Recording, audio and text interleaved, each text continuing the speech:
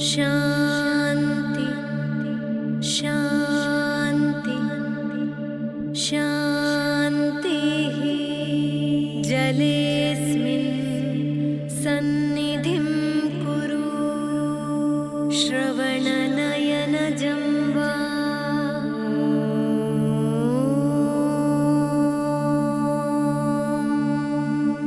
बुद्ध्यात्मना वा कायेन वाचा मनसेन्द्रियैर्वा सकलं परस्मै।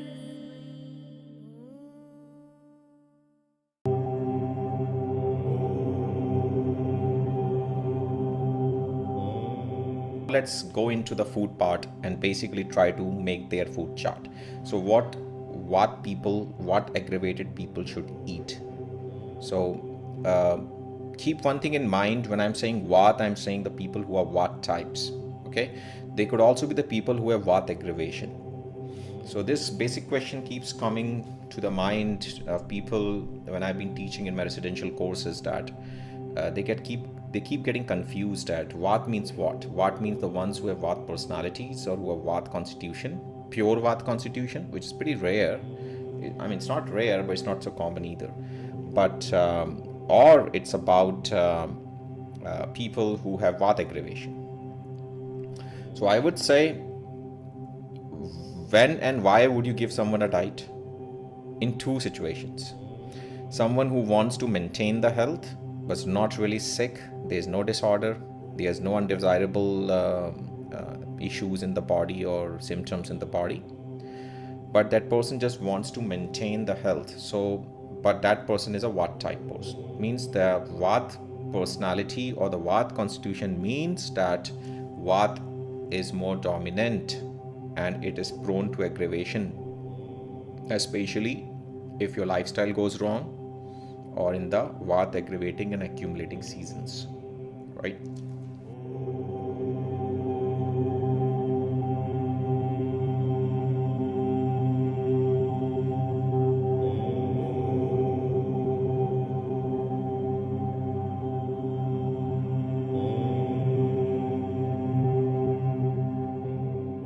So basically, the food charts would be dealing with that particular dosha aggravation. So if I say it's a Vat food chart, so it basically means that I'm talking about people who are having a Vat aggravation. They might not be necessarily a Vat types or a constitution, but they might be having a secondary Vat in the combination types, or probably they have Vat aggravation because of some other reasons. Because as you know, any dosha can get aggravated if you go in extremes, if you take a lot of stress, anxiety, if you're living in fear, you're depressed, and if you're eating or overeating or overdoing the Vat aggravating aspects in your life or food, then your Vat can aggravate, irrespective of the fact whether you are primarily a Vat type or not. So let me clear out this confusion. Vat aggravation, Vat diet means if somebody has a Vat aggravation, irrespective of the fact that whether that person is Vat, Pitta, Kapha or any combination type.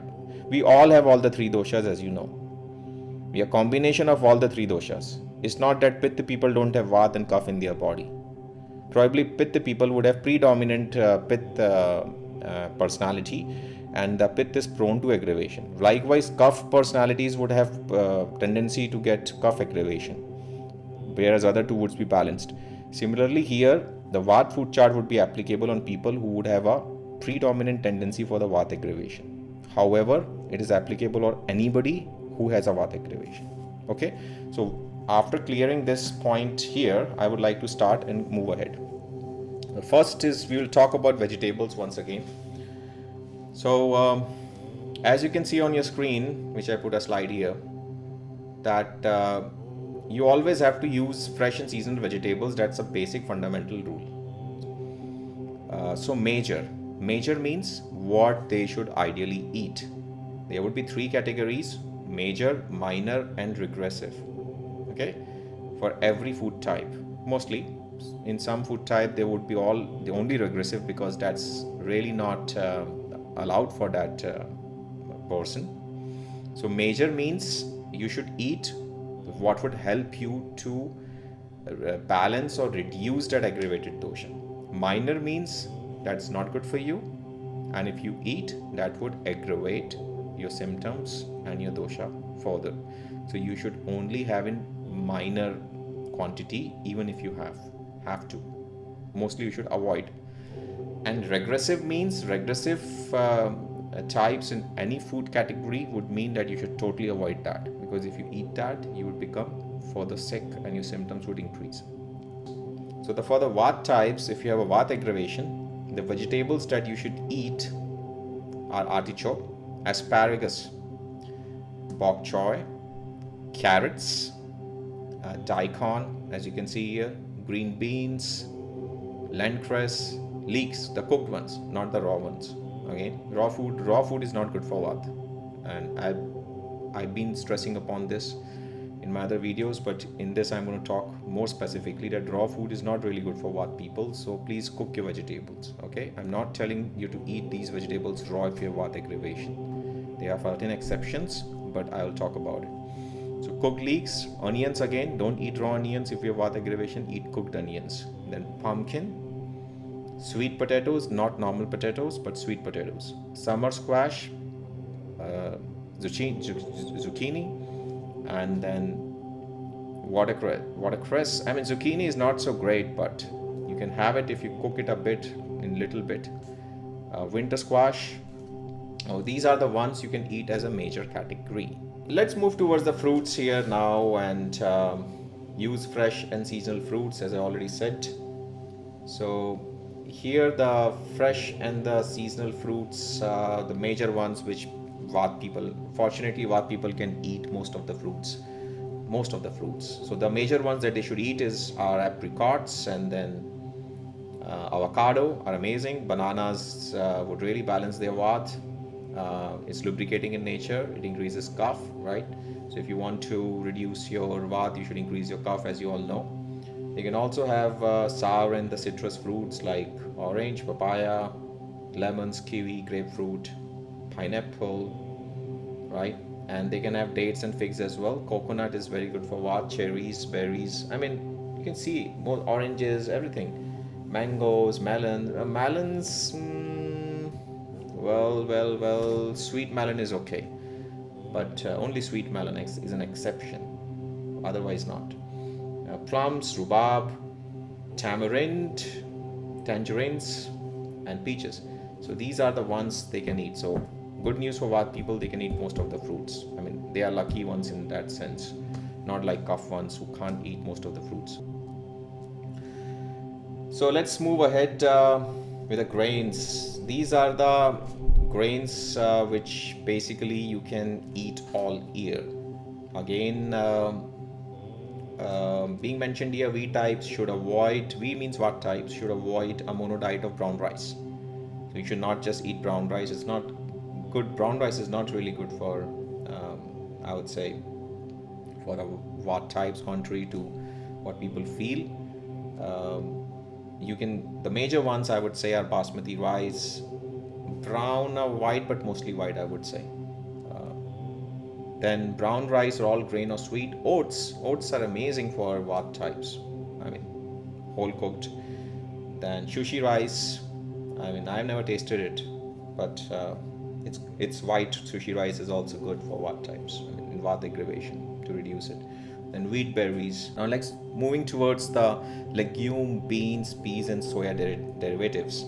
So the major ones which Vata aggravated people can eat are aduki beans, tofu cooked, tur dal, the yellow split lentils, moong dal, the green split lentils, or the whole moong, which is the whole moongs actually, the green ones. You know, green lentils, the whole ones and the split ones. So trust me, friends, most of the legume, beans, and peas Vata people cannot have because they are Vata aggravating food. So most of them fall in the regressive category, but I told you about the major ones. The nuts and the seeds, trust me, nothing is major here, only everything is minor. So nuts and seeds are very dry in nature. They have a very dry texture. They creates the heating potency inside, but they also dries it up, so that's not needed. So it is in the minor category. Next is dairy. Vat aggravated people can take dairy. However, I just feel that dairy which is like not organic and raw, and which is like coming from different dairies and after chemical infested dairy is really not good. What I mean is, but still, let's talk about it. So major ones: buttermilk. They can have buttermilk, cow's milk if it's certified raw. As I said, dairy is not really good if it is not coming from the cow. You understand what I mean? Ghee is amazing if it's cow's ghee. Yogurt they can eat. Dairy would help the Vat people to reduce their Vat aggravation. They would give some lubrication. They would increase the cough. When cough would reduce their Vat consequentially. So next is oils and fats. So major oils that I would recommend for the Vat aggravated people would be almond, sesame, dark or light, sunflower, and canola. But again, students and viewers, I would like to tell you that please eat local and seasonal food. Oil doesn't have to be seasonal because oils can be stored. Oils doesn't get spoiled. But please try to take cold pressed organic oils, okay? Because refined oils are useless and they are so dangerous for your body if you don't know. So please take cold pressed organic oils. Do not go for this low smoke point and high smoke point. Basically go for organic cold pressed oils. So, and if you think that canola is not something which grows in your part of your city where you're born, then you should better go for the oils which are locally available, because that's what you should be eating and nourishing your body with. Sweeteners.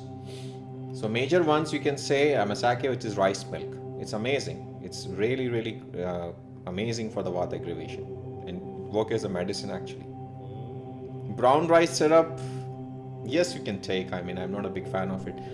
Brown sugar unrefined, yes, why not? It's really good. Dates are very good for Vata aggravation, as I already mentioned.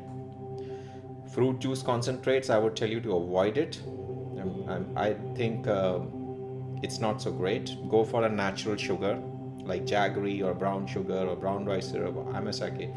Then honey, raw and uncooked. It should be raw and uncooked. You should take only raw honey and there should not be any sugar adulteration in it.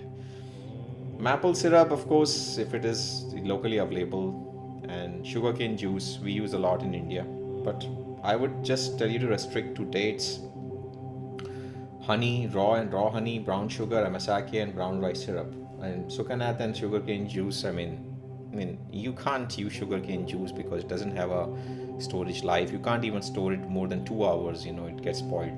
So because of that limitation, I would tell you to restrict and go with the other options here. Herbs, spices and flavorings is the next one. The major ones, there are most of the herbs and spices these people can take. Herbs are kind of medicines in Ayurveda, and trust me, I truly believe that an Ayurvedic kitchen can heal most of your disorders, even the fatal ones. You just need to know how to use it. I do agree people living in some countries would not be able to find certain herbs, spices, but they would have the substitute there, the ones which they find.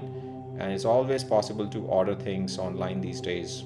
And I would really give a lot of prominence and importance to herb spices, because herbs and spices are kind of herbs and medicines in Ayurveda. So you can read here I'm putting on the screen here, so you can see that all these ones, basil, asafoetida. Asafoetida is amazing for hing. We call in India as hing. That really takes your gas away. That really reduces your vat if you take it with garlic, or maybe just in the cumin seed boiled water. If you mix asafoetida or the hing, that really works to reduce your vat and the bloating and flatulence.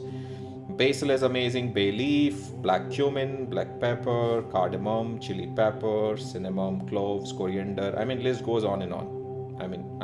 You can see mustard seeds, nutmeg, oregano, paprika, fennel, dill leaves, curry powder, cumin. I'm just reading and I'm just sounding like little stupid here, but it's on your screen.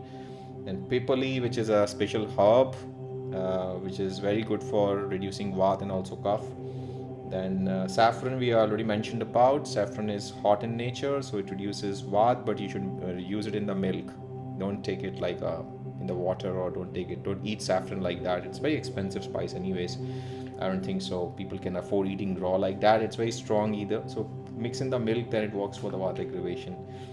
Then spearmint, tamarind, tarragon, thyme.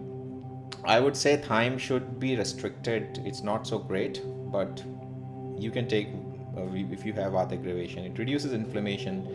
It's work as a antiseptic and antibacterial, antiviral as well. Thyme.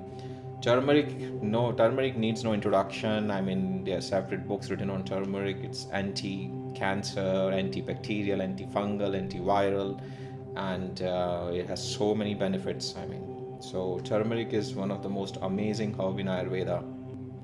Condiments are basically, I would say, they are used in the food to enhance taste and aroma, taste, flavors. So I would say that if you want to use for the vat aggravation, then coconut mango chutney. Chutney means like a gravy, like you just make a paste. Then mayonnaise people make, but non-commercial, the ones you make at home. Otherwise, don't take it. Mustard sauces you make, it should be non-commercial if you make at home, right? Olives that people eat as pickles in vinegar.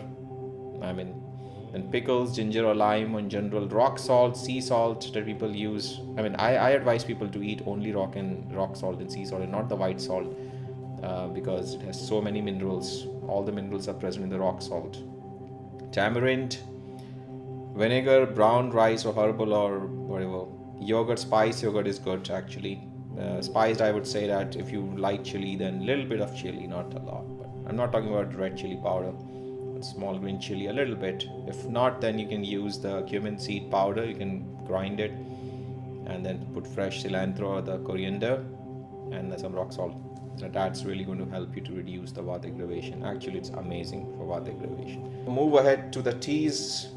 I mean, they can have most of the teas, but I would say that the major ones, again, these are infusions, friends and students. So you have a whole range of list here for the major: fennel, ginger, lavender, lemon balm, licorice, then comfrey, cinnamon, chamomile, basil, oregano is very good, peppermint is very good for vat types. If any infusion having saffron or spearmint, comfrey, as I said, rose flowers, so sage. So these are amazing, basically. For more such informative videos on yoga and Ayurveda, subscribe to our YouTube channel and press the notification bell. Thank you.